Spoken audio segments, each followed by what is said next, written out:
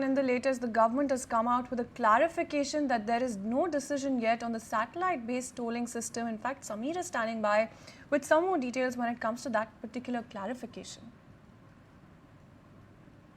Government, specifically the Road Transport Ministry, has clarified regarding the existing toll collection system. So there are numerous news that suggest that from 1st of May 2025, the existing toll collection system, which is FASTag based, it is going to be removed and replaced by the satellite based tolling collection system. The government has clarified that no such change is going to happen. The existing FASTag toll collection system will prevail. But yes, government is looking to implement this satellite toll based collection system, which will be initially rolled out at selective toll plazas in a very few number, and based on the feedback it will be implemented on a larger scale. The government has also clarified that yes, the government intends to move to a higher technology use, which is a mix of ANPR, the automatic number plate recognition system, clubbed with the radio frequency identification number.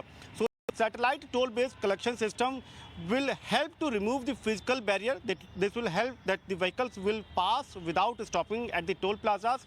The toll collection, the entire system will be much more robust, and this will help the government, the toll collection agencies, as well as the end users, which is the highway and the expressway users.